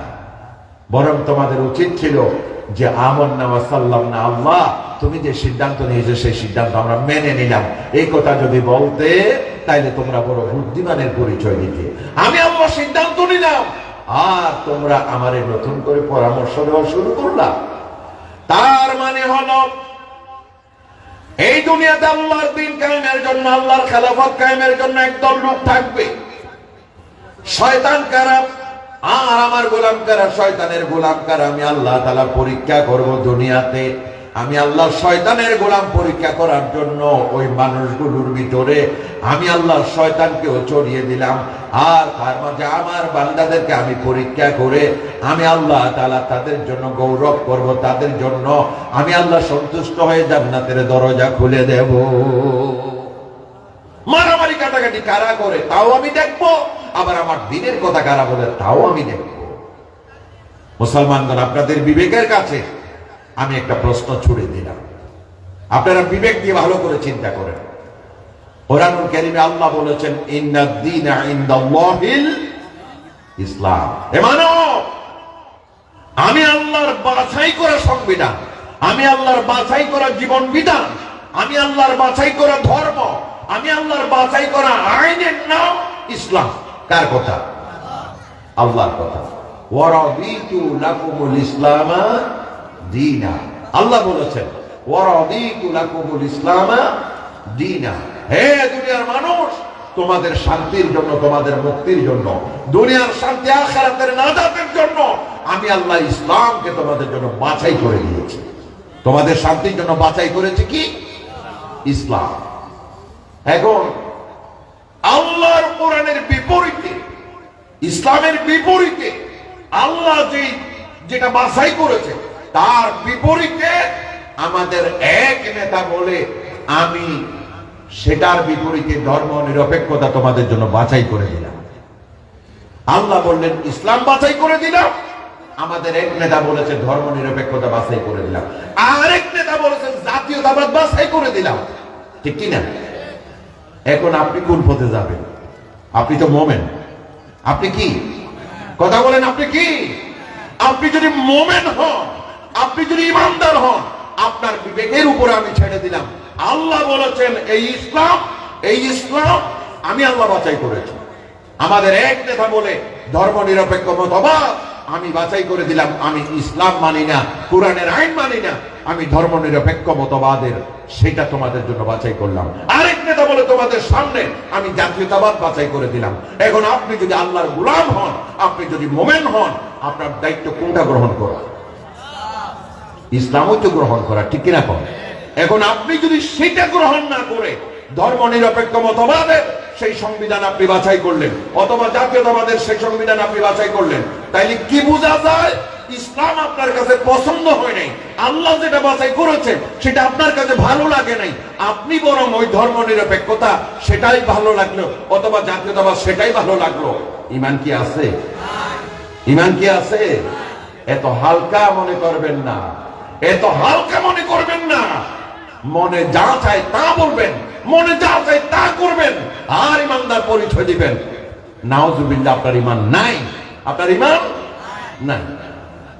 এই জন্য ইমানদারদের দরবারে, আপনাদের বিবেকের সামনে আমি এই কথা পরিষ্কার করে দিলাম, ইসলাম আল্লাহর বাছাই করা, ধর্ম নিরপেক্ষ মতবাদ আমাদের আরেক নেতার বাছাই করা, জাতীয়তাবাদ আরেক নেতার বাছাই করা। এখন আপনি যদি ইমানদার হন, আপনাকেই পরিষ্কার করতে হবে আপনি কোনটা ভালোবাসেন। আর ইসলাম বাদ দিয়ে, আল্লাহর কোরআনের আইন বাদ দিয়ে আপনি যদি অন্যটা গ্রহণ করেন, তাইলে বোঝা গেল আপনার ভিতরে ইসলামের আইন, আল্লাহর কোরআনের আইন ভালো লাগে নাই, বরং ওই নেতাদের আইন ভালো লেগেছে। আপনি তখন আল্লাহর গোলামের ভিতরে নাই, আপনি তখন শয়তানের গোলামে পরিণত হয়েছেন, ঠিক কিনা? এই জন্য আল্লাহ রাসূল বলেন, লাইসা মিন্না মান দাআ ইলা আসফিয়াতিন, যে ব্যক্তি ভাবে আল্লাহর কোরআনের আইন বাদ দিয়ে বিভিন্ন মানব গড়া মতবাদের দিকে মানুষকে ডাকে, এই মতবাদের জন্য যদি তারা যুদ্ধ করে, এই মতবাদ কায়েম করতে গিয়া তারা যদি মারাও যায়, আল্লাহ রাসূল বলেন আমি রাসূলের ঘোষণা হলো তারা আমার দলভুক্ত নয়, তারা আমার উম্মতের অন্তর্ভুক্ত নয়। এই জন্য দুনিয়ার মুসলমান আজকে এই রাজনৈতিক কারণে মুসলমান ভাগ ভাগ হয়ে গিয়েছে, ঠিক কিনা কোন? রাজনৈতিক কারণে মুসলমান আজ ভাগ ভাগ হয়ে গিয়েছে, অথচ আল্লাহ সুবহানাহু ওয়া তাআলা তিনি বলছেন ইন্নামাল মুমিনুনা ইখওয়া, দুনিয়ার মুমিনগণ ভাই ভাই, ঠিক কিনা কোন? দুনিয়ার মুমিনগণ কি ভাই ভাই, তাদের ভিতরে কোনো ভেদাভেদ না। আল্লাহ রাসূল সাল্লাল্লাহু আলাইহি ওয়াসাল্লাম বুখারী শরীফের 6011 নম্বর হাদিস, আল্লাহ রাসূল ইরশাদ করেছেন, মাথালুল মুমিনিনা ফি তাওয়াদ্দিহিম ওয়া তারাহুমিহিম ওয়া তাআতুফিহিম মাথালুল জাসাদি ইদা ইশতাকা মিনহু আদওয়ান তাদাআ লাহু সাইরাল জাসাদি বিসসাহরি ওয়াল হুম্মা। ভালো করে খেয়াল করবেন রাসূলের পাকের হাদিস।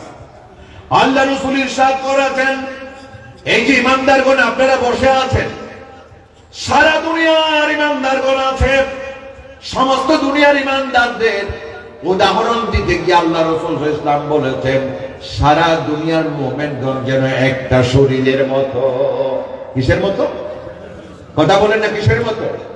একটা শরীরের মতো সারা দুনিয়ার মুসলমান। সেখানে বাংলাদেশ বলে কোনো কথা নাই।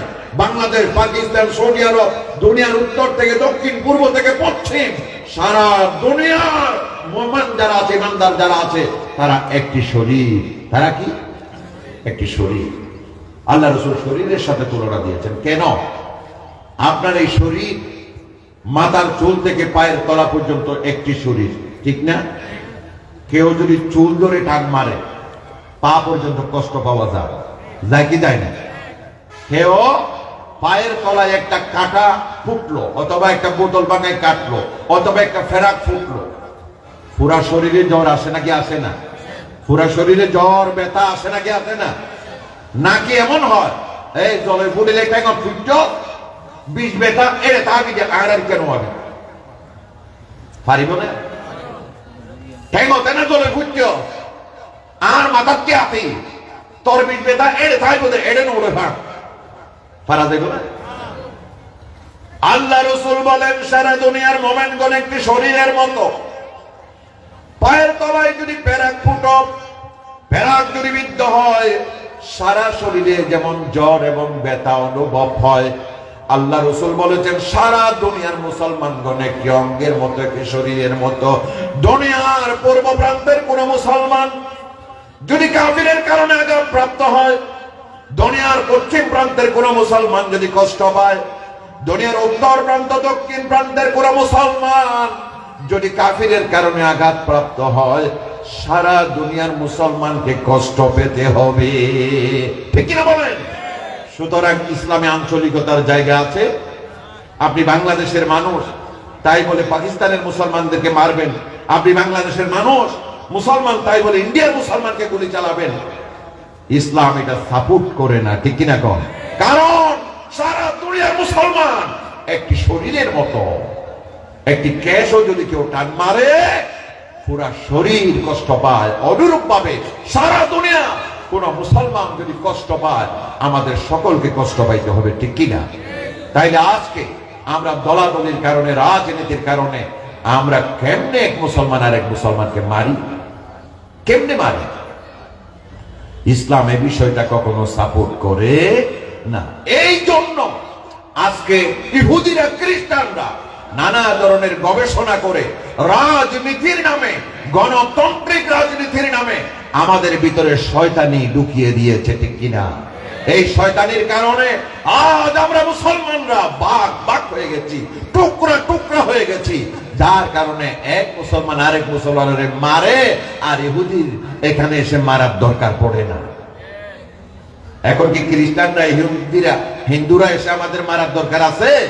দরকার নাই তো, আমরা এখন নিজেরাই নিজেদেরকে মারতেছি, ঠিক কিনা? এই যে আমি আলোচনা করছি না, বাজারে বসে বসে, রাস্তায় বসে বসে অনেকের কিন্তু সেটা খারাপ লাগতেছে, ঠিক না? অথচ সপ্ত কোরআনের কথা, হাদিসের কথা, ঠিক কিনা? আমার ভাইগণ, আল্লাহ রাসূলের জামানায় সাহাবায়ে কেরামদের মাঝে এই জাতীয় কোনো বিভেদ ছিল না, ইখতিলাফ ছিল না। আপনারা বলেন, সাহাবায়ে কেরামদের মাঝে আবু বকর কোন দল? আওয়ামী লীগ নাকি বিএনপি? কথা কোন না? ওমর কোন দলের? উসমান কোন দলের? আলী কোন দলের? আবু হুরায়রা কোন দলের? সালমান ফারসি কোন দলের? তাদের মাঝে এত ইখতিলাফ ছিল। এই জন্য আমার আল্লাহ বলেন, ওয়াতাসিমু বিহাবলিল্লাহি জামিআন ওয়া লা তাফাররাকু। হে দুনিয়ার ঈমানদাররা, আমি আল্লাহ কোরআন নাযিল করেছি, এই কোরআনকে তোমরা সংঘবদ্ধভাবে ধরো।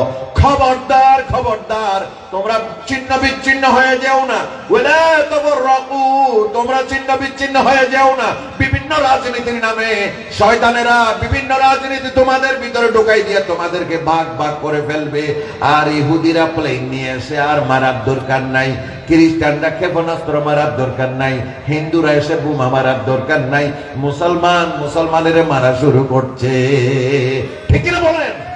যেই রাজনীতি, যেই তন্ত্র মন্ত্র মুসলমানকে মারে, ধরে নিতে হবে ওই তন্ত্র মন্ত্র মুসলমানদের জন্য জায়েজ নাই, ঠিক কিনা বলেন?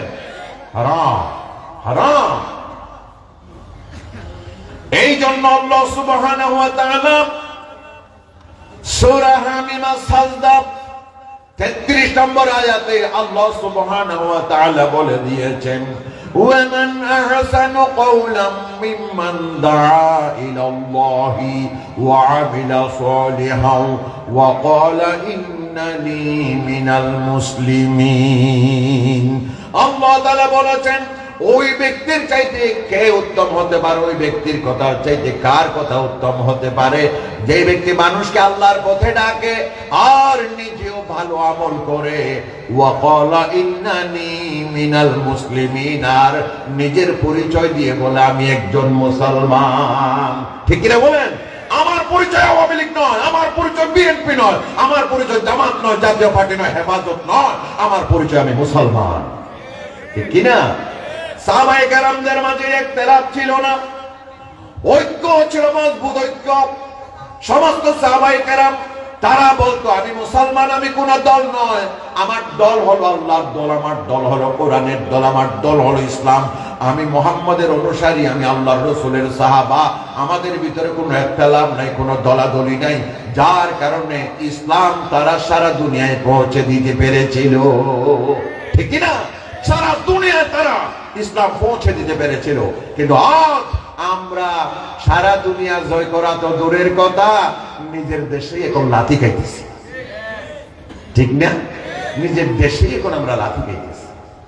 তার পিছনে কারণ, এক ঘরে 5 ভাই, এক ঘরে কয় ভাই? 5 ভাই যদি একটাকে সহজে ওই পরিবারে কেউ আক্রমণ চালায় না, ঠিক কিনা? আর যদি 5 ভাই 5 গ্রুপ হয়ে যায়, কুকুরও লাথি মারে, ঠিক কিনা? সুতরাং আল্লাহ তাআলা বলছেন, হে মুসলমান, তোমরা ঐক্যবদ্ধ থাকো। ওয়াতাসিমু বিহাবলিল্লাহি জামিআ ওয়া লা তাফাররাকু। আমি আল্লাহর দ্বীনের ব্যাপারে তোমরা এক ঐক্যবদ্ধভাবে তোমরা আমি আল্লাহর দ্বীনকে ধারণ করো। ইসলামের ক্ষেত্রে তোমাদের কোনো ইখতিলাফ যেন না থাকে। ওয়া লা তাফাররাকু, খবরদার তোমরা বিচ্ছিন্ন হয়ো না, আলাদা আলাদা হয়ে যেও না। আমার ভাইগণ, এই জন্য খেলাফত কায়েম হবে কার? আল্লাহর খেলাফত। মানুষের কোন খেলাফত আমরা গ্রহণ করতে পারি না। যে দলের কথা বলো, আমাদেরকে একটা কথা চিন্তা করতে হবে। আপনি অনেক যুক্তি দিলেন, অনেক পাণ্ডিত্য দেখালেন, ইমানদারগণ ভালো করে খেয়াল করবেন, অনেক পাণ্ডিত্যপূর্ণ অনেক যুক্তি দিয়া, অনেক কিছু দিয়া আমাকে আপনি বোঝানোর জন্য চেষ্টা করবেন। কিন্তু আমি আপনাদের কাছে বলি, আপনারা তারে প্রশ্ন করবেন, ক্ষমতায় যদি যাও কোরআনের আইন চালাবা নাকি অন্য কোনো আইন চালাবা? কোরআনের আইন যদি চালাও তাইলে আমি তোমার দলে আছি, তোমার সাথে আছি। কোরআনের আইন যদি না চালাও, মানব রচিত আইন যদি চালাও, সেখানে আমি নাই, কারণ আমি মুসলমান। ঠিক কিনা বলেন? কারণ আমি মুসলমান, আর মুসলমানের সংবিধান তো কোরআন। সে কোরআন ছাড়া অন্য কোন আইন আমি মানতে রাজি না। আপনি বিএনপি করেন, আপনি আওয়ামী লীগ করেন, আপনি হেফাজত করেন, আপনি জাতীয় পার্টি করেন, কিন্তু প্রশ্ন করেন ক্ষমতায় যদি যাও কোন সংবিধান দিয়ে রাষ্ট্র চালাবে? তারা যদি বলে ইসলাম দিয়া আমরা রাষ্ট্র চালাবো, কোরআন দিয়ে রাষ্ট্র চালাবো, তাহলে ঠিক আছে, আমি সেই দলে আছি। ঠিক কিনা? আর কোরআন দিয়ে রাষ্ট্র চালাবো না, আমার নেতার আদর্শ দিয়ে রাষ্ট্র চালাবো, তাইলে বুঝে নিতে হবে সেই দল মুসলমানের জন্য জায়েজ নাই। ঠিক কিনা? কর আলহামদুলিল্লাহ, আমাদের সম্মানিত প্রধান মেহমান, বাংলাদেশের খ্যাতনামা আলেমে দ্বীন, তরুণ সমাজের অহংকার আল্লামা আব্দুল হাই মোহাম্মদ সাইফুল্লাহ, তিনি আমাদের মাঝে তশরিফ এনেছেন। এখনই ওনার গুরুত্বপূর্ণ আলোচনা উনি শুরু করবেন ইনশাআল্লাহ। আমার কক্সবাজার জেলার পক্ষ থেকে, আমার কুটাকালীবাসীর পক্ষ থেকে আমি মহতরম প্রধান মেহমানকে আন্তরিক ধন্যবাদ এবং মোবারকবাদ জানাচ্ছি।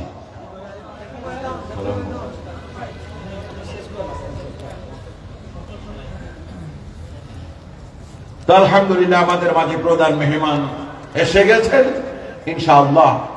আর আমি দেরি করব না, অল্পক্ষণের ভিতরে আমাদের আলোচনা শেষ হবে। আল্লাহ তাআলা আমাদের সকলকে বোঝার তৌফিক দান করুন, আমিন। প্রিয় ভাইগণ, যেই কথাটি বলতে চেয়েছিলাম, আল্লাহ সুবহানাহু ওয়া তাআলা তিনি বলছেন মুসলমান কি ভাই ভাই, আমরা ইখতিলাফ করব না। আমাদের প্রধানমন্ত্রী যে রাজনীতির কারণে মুসলমান বিভক্ত, যে আঞ্চলিকতার কারণে মুসলমান বিভক্ত, সেই কাজে আমরা কখনো যাব না ইনশাআল্লাহ। বলেন, সেই কাজে আমরা কখনো যাব না। ইসলাম এমন এক ধর্ম, যে ধর্ম সারা দুনিয়ার মুসলমানদেরকে এক চোখে দেখতে চায়, এক করতে চায়। এই জন্য আল্লাহ রাব্বুল আলামিন বলেন, ইয়া আইয়ুহাল্লাযীনা আমানু উদখুলু ফিস-সিলমি কাফা ওয়া লা তাত্তাবিউ খুতুওয়াতিশ শায়তান। আল্লাহ তাআলা বলেন, হে দুনিয়ার মুসলমানরা, ইসলামের ভিতরে পরিপূর্ণভাবে ঢুকো। কিছু মানবা, কিছু মানবা না। নামাজ ফরজ, এই জন্য নামাজ পড়বা। রোজা ফরজ, এই জন্য রোজা রাখবা। হজ ফরজ, এই জন্য হজ করবা। কিন্তু আল্লাহ তাআলা কোরআনের ভিতরে বলেছেন, আনাকিমুদ্দিন, আল্লাহর জমিনে আল্লাহর দিন কায়েম করো, আল্লাহর কোরআনের আইন কায়েম করো। সেটাও তো আল্লাহর কথা, যে আল্লাহ নামাজ ফরজ করেছেন, যে আল্লাহ রোজা ফরজ করেছেন, যে আল্লাহ হজ ফরজ করেছেন, যে আল্লাহ যাকাত ফরজ করেছেন, সে আল্লাহ আল্লাহর জমিনে আল্লাহর দিন কায়েমটাও ফরজ করেছেন। কিন্তু মুসলমান, তুমি কিছু মানবা আর কিছু মানবা না, এইভাবে করে যদি করো, আল্লাহ তাআলা বলছেন সেটাই হলো শয়তানের অনুসরণ করা। খবরদার, খবরদার, শয়তানের অনুসরণ করো না। ইন্নাহু লাকুম আদুউম মুবিন। এই শয়তান তোমাদের প্রকাশ্য দুশমন। এই শয়তান তোমাদেরকে জাহান্নামে নিয়ে যাবে। এই শয়তান কখনো তোমাদেরকে জান্নাতের পথ দেখাবে না। খবরদার, শয়তানের পথ অনুসরণ করো না। আল্লাহ রাব্বুল আলামিন কোরআনুল কারীমের অন্য জায়গায় বলছেন, ওয়ালা তামুতুন্না ইল্লা ওয়া আনতুম মুসলিমুন। খবরদার ও দুনিয়ার মানুষ, মুসলমান পরিচয় নিয়ে মরো, মুসলমান হয়ে মরো। মুসলমান না হয়ে মরে কোনো লাভ নাই। মুসলমান না হয়ে যদি মরো, আল্লাহর কাছে সারেন্ডারকারী হয়ে যদি মরতে না পারো, মুসলমান, কবরের জীবন তোমার জন্য হবে ভয়াবহ। হাসরের ময়দান তোমার জন্য হবে প্রচন্ড আযাবে ভরপুর। জাহান্নাম তোমার জন্য অপেক্ষা করছে। এই জন্য দুনিয়ার মুসলমান, মুসলমান পরিচয় দাও আর মুসলমান হয়ে মরো। আমি অমুক দলের নেতা, আমি অমুক দলের খেতা, এই পরিচয় দিয়ে তোমার কবরের আযাব থেকে তুমি রেহাই পাবে না, জাহান্নামের আযাব থেকে তুমি রেহাই পাবে না। এই জন্য আজ আমি মুসলমানদের কাছে অনুরোধ জানাবো, আসুন আমরা কোরআনুল কারীমের আলোকে নিজের জীবনটা গড়ে তুলি এবং কোরআনুল কারীমকে আমরা সংবিধান হিসেবে গ্রহণ করি। খবরদার মুসলমানদের ভিতরে এমন রাজনীতি যেন না আসে যে রাজনীতি মুসলমানদেরকে দলে দলে ভাগ করে, মুসলমানদের ভিতরে এমন আঞ্চলিকতা যেন না আসে যে আঞ্চলিকতার কারণে অমুক পাড়া অমুক পাড়া অমুক তমুক অমুক ওয়ার্ড অমুক ওয়ার্ড এই জাতীয় আঞ্চলিকতার জন্য সৃষ্টি না হয়, তৈরি না হয়, আমরা যেন ভাগ ভাগ হয়ে না যাই। আজকে আমাদের ভিতরে যে ইখতিলাফ, যে মতানৈক্য, যে ভিন্নতা এর কারণে ইসলাম আল্লাহর এই জমিনে প্রতিষ্ঠা হচ্ছে না, ঠিক কিনা কোন? ইসলামের জন্য সবচেয়ে বড় বাধা, ইসলামের জন্য সবচেয়ে বড় বাধা হলো এই জাতীয় ভিন্ন দলে বিভক্ত হয়ে যাওয়া, ঠিক কিনা কোন? আমাদের একটি দল, আমাদের একটি পরিচয়, আমরা মুসলমান, আমরা নবীর উত্তরসূরি, আমরা নবীর উম্মত, আমরা আল্লাহর গোলাম। সংবিধান আমাদের কোরআন, আল্লাহর কোরআন ছাড়া অন্য কোন আইনে বাংলাদেশ পরিচালিত হোক সেটা আমরা চাই না, ঠিক কিনা বলেন? কারা কারা আল্লাহর কোরআন চান? হাত তুলে আল্লাহকে দেখান, হাত তুলে আল্লাহকে দেখান। আল্লাহ তাআলা এই হাতগুলোকে তুমি কবুল করো, আমিন। আল্লাহ তাআলা এই হাতগুলোকে ইসলামের সৈনিক হিসেবে তুমি কবুল করো, আমিন। আল্লাহ তাআলার সামনে ইসলামের জন্য কাজ করার তৌফিক দান করো, আমিন।